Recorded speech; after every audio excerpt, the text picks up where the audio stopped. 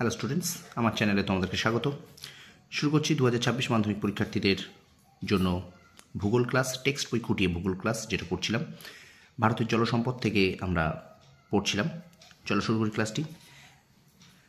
Text বই খুঁটিয়ে যে শর্ট প্রশ্ন, একদম লাইন বাই লাইন কীভাবে প্রশ্ন আসবে বা কোথা থেকে কতটুকু পড়তে হয় সেগুলো কিন্তু তোমাদের জানা দরকার। আমি এগুলো কিন্তু তোমাদের করিয়ে দিচ্ছি। চলো শুরু করি ক্লাসটি। দেখো, বলছে ভারতের উল্লেখযোগ্য খালসমূহ। এই খালটা আজকে আমরা দেখব। খাল থেকে দেখি, ভারতের বিভিন্ন রাজ্যে জলসেচ এবং পরিবহনের জন্য খাল গুরুত্বপূর্ণ মাধ্যম। ভারত সরকার খাল সংক্রান্ত নানান প্রকল্পের উদ্ভব করে জাতীয় এবং আন্তর্জাতিক জলপথের উন্নয়ন ঘটিয়েছে। ভারতের প্রায় 26% জমিতে খালের মাধ্যমে জলসেচ করা হয়। ভারতের উল্লেখযোগ্য খালগুলি হলো উত্তরপ্রদেশ। এবার আমরা একটুখানি এই উত্তরপ্রদেশে কী কী খাল আছে সেগুলো মনে রাখবো, ঠিক আছে? যেমন দেখো, উত্তরপ্রদেশ আছে পূর্ব যমুনা খাল, উচ্চ গঙ্গা খাল, নিম্ন গঙ্গা খাল, আগ্রা খাল এবং সারদা খাল। প্রধান ও শাখা খাল সহ মোট দৈর্ঘ্য এতটুকু। এটি ভারতের দীর্ঘতম খাল। তাহলে এখান থেকে প্রশ্ন আসবে, ভারতের দীর্ঘতম খাল কোনটি? উত্তর হয়ে যাবে কিন্তু সারদা খাল, ঠিক আছে? ভারতের দীর্ঘতম খাল সারদা খাল। প্রশ্ন আসতে পারে, সারদা খাল কোন রাজ্যে অবস্থিত? উত্তরপ্রদেশ রাজ্যে অবস্থিত। প্রশ্ন আসতে পারে, আগ্রা খাল কোন রাজ্যে অবস্থিত? উত্তরপ্রদেশে অবস্থিত। প্রশ্ন আসতে পারে, উচ্চ গঙ্গা খাল কোন রাজ্যে অবস্থিত? উত্তরপ্রদেশ রাজ্যে অবস্থিত, ঠিক আছে?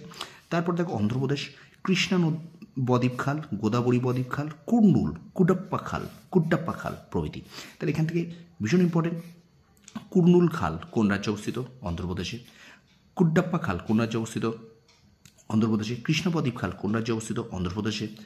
গোদাবরী বদ্বীপ খাল কোন রাজ্যে অবস্থিত? অন্ধ্রপ্রদেশ। এই ধরনের এইভাবে কিন্তু প্রশ্ন আসতে পারে। পশ্চিমবঙ্গে আছে যেমন পশ্চিম যমুনা খাল, উচ্চবাড়ি দোয়াব খাল, সরহিন্দ খাল। এটা কিন্তু মনে রাখবে। এখান থেকে কিন্তু একটু যদি প্রশ্ন আনকোরা দেয় তাহলে কিন্তু সরহিন্দ নামটা দেবে, ঠিক আছে? সরহিন্দ খাল কোন রাজ্যে অবস্থিত? পশ্চিমবঙ্গে। পশ্চিম যমুনা খাল কোন রাজ্যে অবস্থিত? পশ্চিমবঙ্গে। উচ্চবাড়ি দোয়াব খাল কোন রাজ্যে অবস্থিত? পশ্চিমবঙ্গে। এটাও কিন্তু ভীষণ সরি আমি ভুল বলছি, পাঞ্জাব। এটা আমি পশ্চিমবঙ্গ পড়ছিলাম, আসলে পাঞ্জাব। আমার একটু দেখতে ভুল হয়েছে, পাঞ্জাব, ঠিক আছে?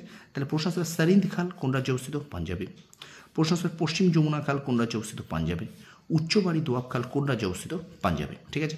তাহলে এইগুলো কিন্তু পশ্চিম যমুনা খাল, উচ্চবাড়ি দোয়াব খাল, সরহিন্দ খাল, এরা কিন্তু পাঞ্জাব রাজ্যে অবস্থিত, পাঞ্জাব রাজ্যে। এবার আসছে হরিয়ানা।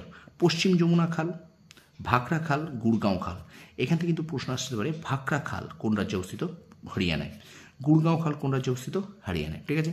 পশ্চিমবঙ্গ থেকে যেমন মেদিনীপুর খাল, দৈর্ঘ্য 540, এটি পশ্চিমবঙ্গের দীর্ঘতম খাল। প্রশ্ন আসবে যে পশ্চিমবঙ্গের দীর্ঘতম খাল কোনটি? উত্তর হয়ে যাবে কিন্তু এই মেদিনীপুর খাল। আরেকবার বলছি, পশ্চিমবঙ্গের দীর্ঘতম খাল কোনটি? উত্তর হয়ে যাবে কিন্তু মেদিনীপুর খাল। তাছাড়া আর পশ্চিমবঙ্গের আর খালগুলো দেখে নিই একটু। ইডেন খাল, হিজলি খাল, দামোদর খাল।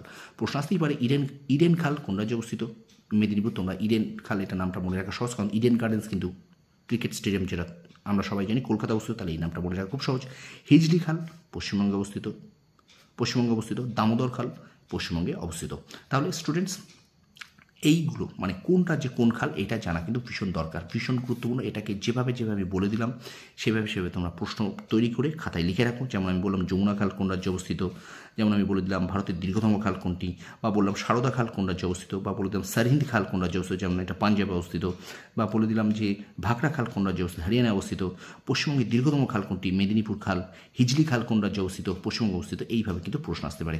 এবার এখান থেকে একটুখানি দেখে নাও তোমরা, এখান থেকে আমরা দুটি প্রশ্ন 2 নম্বরের জন্য করব। নিত্যবহ খাল কাকে বলে এটা তোমরা প্রশ্ন করবে, এবং প্লাবন খাল কাকে বলে এটাও কিন্তু 2 নম্বরের জন্য করে রাখবে, ঠিক আছে? কি বললাম? নিত্যবহ খাল কাকে বলে 2 এর জন্য পড়বে, প্লাবন খাল কাকে বলে 2 এর জন্য পড়বে। এবং এটাকে যদি পার্থক্য আকারে পড়ো 3 এর জন্য করে রাখো।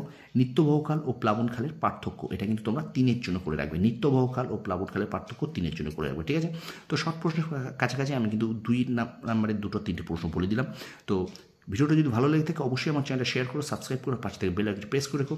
আর এইগুলো তোমরা অবশ্যই একটু খাতায় নোট করে নাও এবং শর্ট প্রশ্নের জন্য পড়তে থাকো। আবার বলছি, ভিডিওটা ভালো লাগলে অবশ্যই শেয়ার করবে, চ্যানেলটা সাবস্ক্রাইব করবে, আর পাশে থেকে বেল আইকনটি প্রেস করে রাখবে। তোমরা সফল হও, তোমাদের সাফল্য কামনা করি। ধন্যবাদ।